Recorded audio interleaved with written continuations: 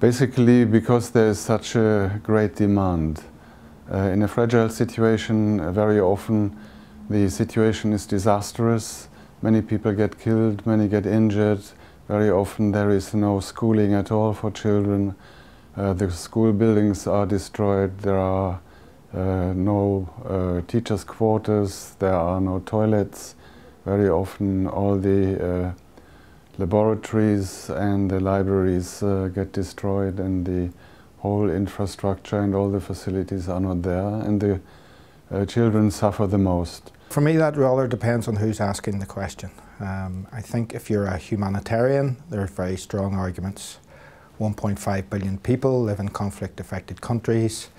42% of children out of school in the world live in conflict-affected countries. No conflict-affected or fragile state has yet achieved education for all.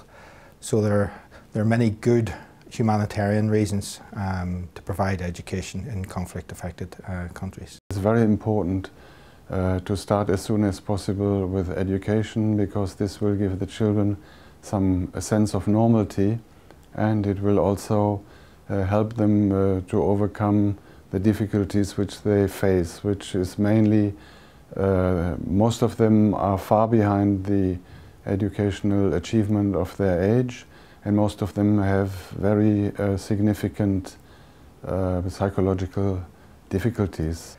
If you're less altruistic and I think a bit more self-centred, I think there are other arguments as well. Conflicts often spill over into other countries in the region, destabilise whole regions, they interrupt trade, they can threaten national interests. Those are more selfish sort of national interests.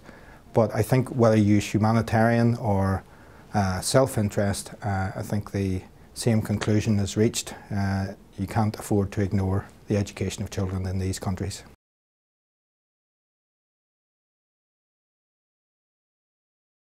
Catch-up education, for example, which helps them to reach the average standard of those children who are not in these fragile areas, and also for the elder ones who have dropped out and who cannot join school again, it is necessary to offer them some kind of pre-vocational skills in order to give them chances later on in their life.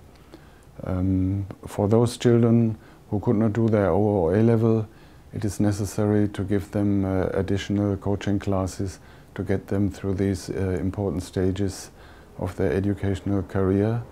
And for many it is also important to get psychosocial care. For me, it's often the neglected areas of research. It's research which looks more deeply into the context of these conflict-affected situations, tries to understand the dynamics, the motivations of people, tries to understand why the logic of programming sometimes doesn't work because it's undermined or subverted for political or economic reasons.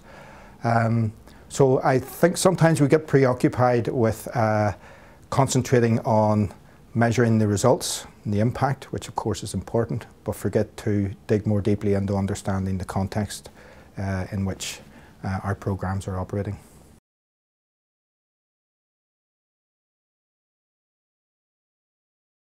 Research is a precondition for us to do our work efficiently.